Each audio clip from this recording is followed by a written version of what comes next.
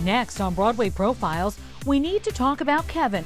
I'll chat with Eric Petersen, the star of a new TV show that's name I can't say on air. Plus, it's Broadway's trippiest new musical, 3 historical figures dropping acid. How the upcoming musical Flying Over Sunset gets made. And he's one of the boldest, most original new voices in theater.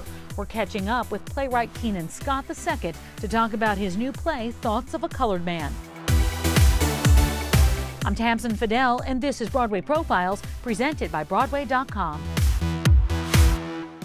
Thanks so much for joining us once again for another episode of Broadway Profiles. I'm Tamsen Fadal. Eric Petersen is a veteran of 4 Broadway shows, most recently the Jimmy Buffett musical Escape to Margaritaville. Now his big break in television. Eric stars alongside Annie Murphy of Schitt's Creek in the ambitious new AMC show Kevin Can. Yeah, we definitely can't say that on network TV. It's a dark satire lampooning the frequent sitcom trope of wisecracking schlubby husbands with wives who ruin the party, and more importantly, what happens when those women take the lead.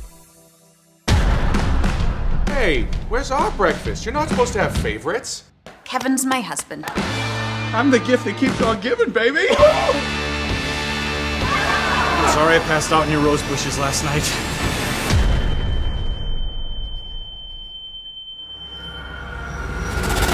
Oh, Miss Hercules over here. You got a new show, and I'm actually not allowed to say the name of your show, but you're allowed to say the name of your show. So what's the name of your show? The name of my show is Kevin Can Himself.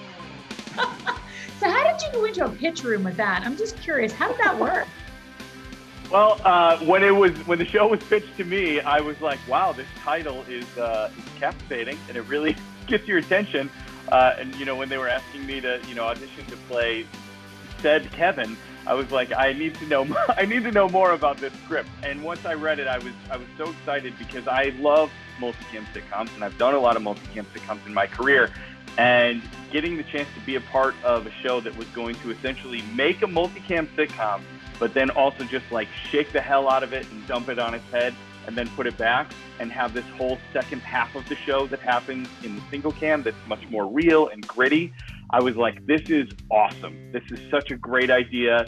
You could, as soon as it was described to me, I was like, I can see it. And then once the way that they sort of edited it all together and executed it, I think it's really come together beautifully. And there's so many examples of those kind of traditional ones where you've got like the hot wife, and you've got King of Queens, and you've got all sorts of things. But it's exciting to see a premise like this with that twist, because that's a serious twist, and we never get to see that usually. It really is, and I think the way to watch our show is sort of explained to the audience within literally 3 minutes of the pilot. The show starts in a brightly lit classic sitcom living room, and it's got all the sort of tropes that you would expect: the sort of schlubby husband, the hot wife with the laundry basket, the dumb best friend, the sort of dad who's grumpy in his chair, the best friend neighbor who's kind of a wisecracking gal, So it has all those things that feel familiar and feel funny and feel like, oh yes, I know this and this makes me happy. And then as soon as Allison, played by the brilliant and wonderful Emmy-winning Annie Murphy, leaves the room, we follow her, and it's like, boom, smash cut, and you see that kitchen door close, and you see the camera zoom into her face, and you see all the cracks of the house, and there's cockroaches, and it's dimly lit, and there's no laugh track, and you really see her reality, and then the show goes back and forth between the two really beautifully. Are those 2 totally different sets, or what do they do? And then they just make one, or is it just the way it's filmed? It's just the way it's filmed. That's what's so trippy about it is, all of the dimensions of everything stay exactly the same. That when we shoot the multicam, for instance, in the family room, the sort of side walls are maybe angled just slightly, and then once we go into the single camera, they're sort of straightened out, and then we bring in the 4th wall and the ceiling, and the way that can change the show and the feeling of the room is nuts. I'm a little bit of la la la la la la la, a little bit of Alexis. Well, let's talk about Annie Murphy coming off of her amazing run on Schitt's Creek. What was she like to work with? Annie was just great. I was sort of in the middle of binging Schitt's Creek when this show happened, and so I was so excited, and I felt I felt like, oh my gosh, I'm meeting Alexis, because when you're in the middle of a binge of a show, you know how you a little bit Alexis. You did, yes, a little bit Alexis. And you really feel like you know these characters like deeply, and so when I met her, I was so happy to see that she's not Alexis, she is Annie Murphy, but she is so sweet and so funny and so smart, and she's such a great leader of our show, and you know, she's just a kind person. She's very Canadian in that way, that she's just kind and looks you in the eyes and is professional and polite. So she was a dream to work with. She's burning paradise, making the best of every virtue and vice. Jimmy Buffett, Skate to Margaritaville. When can we expect you back on the Broadway stage? I don't know, but I hope soon. You know, I thank you. I love doing Broadway. It's my first love. It's sort of, you know, the way that I came up. So there is never any sense in my mind that would be my last Broadway show. Like I view my career as like, I do Broadway and I do TV and film. And so like, whatever project comes next, I go there, but I am hopefully, fingers crossed, we'll be doing something again, hopefully very soon. The Music Man now has an opening date on Broadway. Preview performances begin at the Winter Garden Theater December 20th. Opening night, February 10th. And Hugh Jackman is getting ready. He just released this rehearsal video via Twitter, dancing alongside choreographer Warren Carlyle. Hugh will play Professor Harry Hill. He stars alongside Sutton Foster. Tickets to The Music Man are on sale now at Broadway.com.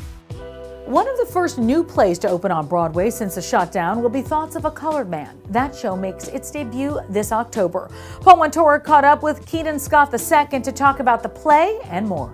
Keenan Scott II will make his Broadway debut this season with Thoughts of a Colored Man, his play which weaves together spoken word, slam poetry, and rhythm into a mosaic of the inner lives of Black men. We caught up about his unexpected journey to Broadway. How does it feel to know that your play is coming to Broadway? It's on a Broadway marquee. It's really happening. What are the emotions right now leading up to this moment? Ooh, a little bit of everything. You know, this play has been a 15-year journey. I started writing it when I was still an undergrad, my sophomore year. So it's very overwhelming. And being a New Yorker and being from Queens, you know what Broadway is, right? I've walked the streets plenty of times. I've got off at Port Authority millions of times. But to have a marquee on Broadway, a few theaters up from Lion King, I couldn't fathom that.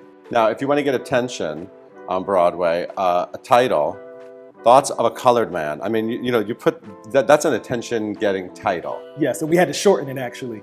So the original title was Thoughts of a Colored Man on the Day When the Sun Set Too Early.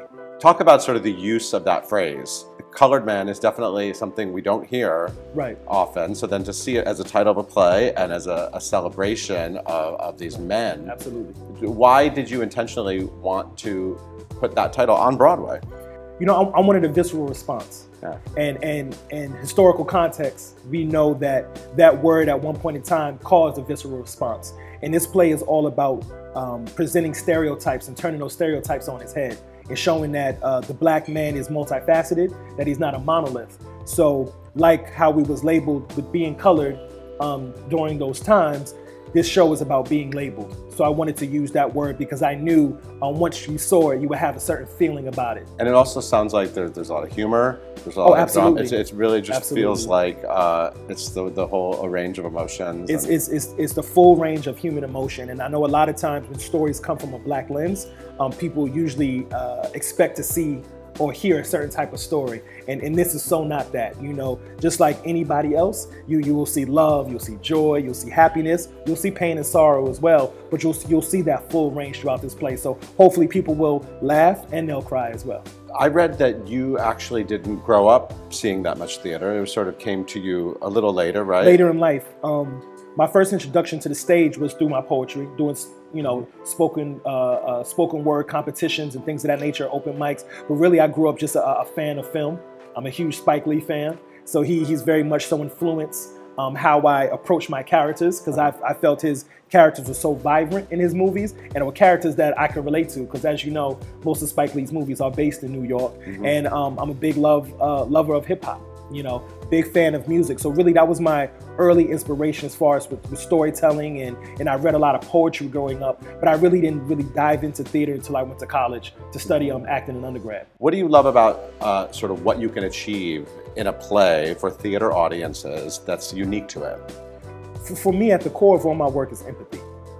And I think there's something about the live audience. You cannot replace it. TV and film is great, but when you're in an audience, you see actors, you can feel their presence and their energy, and the actors can feel the audience's energy. There's nothing better than that. And when theater is done right and is done in a true, authentic, unapologetic way, it can help build empathy in its viewers, because hopefully every play or show that you see, you should leave better than you came. And that's the goal of my work. So I think that is the power of theater when it's done at its greatest form. Well, you send my life a whirling, darling, when you're twirling on the floor. A new filmed musical performance from the Avett Brothers. This is Swept Away. It's a title song from the upcoming musical featuring music from the Grammy-nominated band. Swept Away has its eyes set on Broadway, but first, performances begin in January at the Berkeley Rep Theater in California. When you swept me away. Yeah, you swept me away. Flying Over Sunset is cleared for landing on Broadway this November, and it's going to be the trip of a lifetime. Flying Over Sunset is a work of fiction, but it is inspired by a trio of incredible historical figures: diplomat Claire Booth Luce, writer Aldous Huxley, and film icon Cary Grant, all coming together at a crossroads in their lives, and all dropping acid. That part is true. Those three well-known people all experimented with LSD back in the 1950s. So you may be wondering how a show like this gets born. Broadway.com's Beth Stevens caught up with the show's all-star creative team in this edition of Building Broadway. James, what sparked this idea? I had read the Vanity article on Cary Grant. It's a 10-year-old article, and I read it years later. I don't know how I came across it, and I started to write a play about Cary Grant. And that didn't really click, but as I was doing more research, I discovered that other people were doing it too, and I read Huxley right away. I just thought they were such fascinating people, and they all were in each other's world. Tell me about the world of Flying Over Sunset. Basically, it starts in the early afternoon, late morning. They take the drug, they take different doses, and then it starts kicking in differently for each of them. They get giddy, they get crazy, then they start hallucinating, then they start going down, they get angry, argue, and then they sort of level off, and by then it's sunset, and they're looking at the sunset over the Pacific Ocean. So Tom, tell me how you figured out what the sound would be for this era, and then a trip.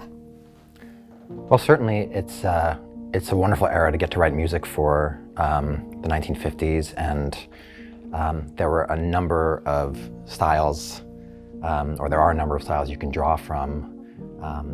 I never wanted to think that I was going to be trying to work in a certain style or a pastiche, but really to just make theatrical music that would be appropriate for the period, but also could feel contemporary. I don't want to sort of be commenting on the fact that they're taking LSD, because once you do that, I fear you'll lose the connective tissue with the audience, and whatever state they're in, they're still feeling human emotions. So at the end of the day, I wanted to write music that was serving that. How I miss the shores of California, strolling on the soft white sand. This is not a musical about LSD. This is a musical that feels very emotional and very deep in a way, and I wonder if you can address that a little bit. The fact that they were in a midlife and accomplished and still were trying to figure things out, trying to understand themselves, trying to understand the world they live in, kind of spoke to me a little bit. And also, what are they going to do next? Each of them kind of were, Cary Grant had quit the movies, Claire Booth Luce had resigned as ambassador to Brazil, And Aldous Huxley, who was joined at the hip by his wife for 30-odd years, she passed away. So each of them were at a juncture of their lives trying to figure out what their next chapter is going to be. And that appealed to me. I think the drug is what unites them. It's the vehicle, but you're right. It's not about the drug. It's about sunset. It's about reaching that time in your life where you've had accomplishments, where you've had disappointments, and you're not complete. And there's still a lot more to talk about on this episode of Broadway Profiles. Still ahead, Becoming Nala, an exclusive behind-the-scenes look at one of the stars of Disney's The Lion King. This is Broadway Profiles, and we'll be right back.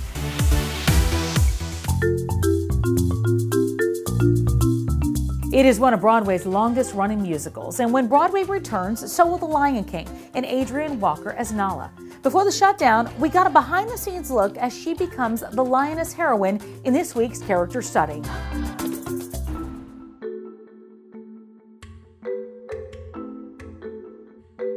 Nala is self-assured. She's bold. She makes bold decisions, bold choices. She's a fighter. She's a self-starter, and she's loyal. I do the same thing before every show. I go into a stairwell. I warm up.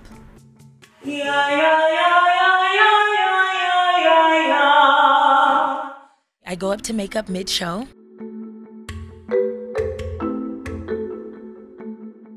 We settle in, and then she goes ahead and preps my face for the eye makeup. So she'll put on a series of eyeshadows, and then she'll put on my eyebrow. You know, you gotta fill in the eyebrow a little bit for stage. And then she'll add in more color. She adds in an orange color.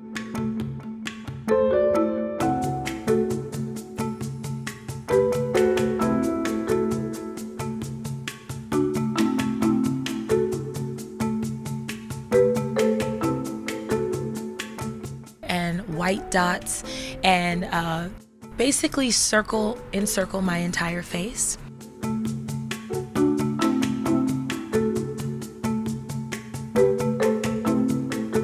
And then finally she'll add in these white dots on the cheek.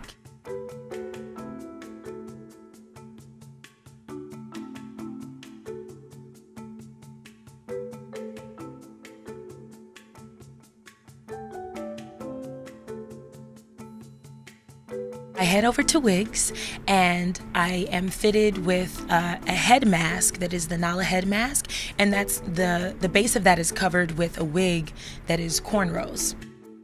Finally, I'll put on my beaded corset, which is hand beaded, and it weighs about 7 pounds, 7 to 10 pounds. Then finally, I put on a collar.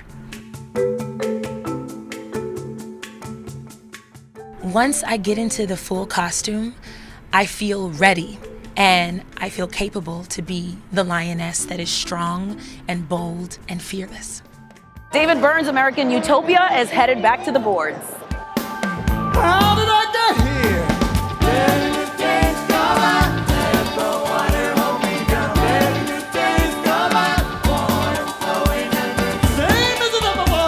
American Utopia began as an album released by Talking Head superstar David Byrne in 2018.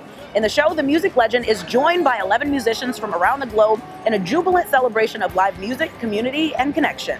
Following American Utopia's celebrated arrival on Broadway in 2019 through 2020, Spike Lee's filmed version of the show opened the Toronto International Film Festival and went on to premiere on HBO. The show will return to Broadway on September 17th at the St. James Theatre with all of the original musicians, and is even being recognized with a special Tony Award.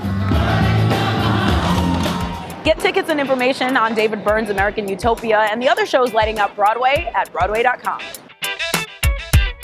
This is Broadway Profiles. We'll be right back.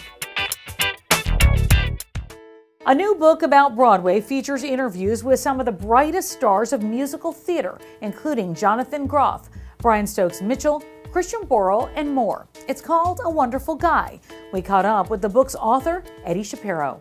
The book is career-encompassing conversations with the great men of musical theater. And for the reader, the goal is that you get to be a fly on the wall as these guys talk about what it means to be who they are and do the work that they do and be part of the community that they're part of. So Nothing Like a Dame was the first book, and then after that one came out, I had the idea percolating in my head that it was time to do the men for quite a while. We started at the very beginning. When did the bug bite? To today. Writing this book was an absolute honor. I grew up reading these kinds of books, so to be able to add to the canon, I feel really appreciative to have had the opportunity.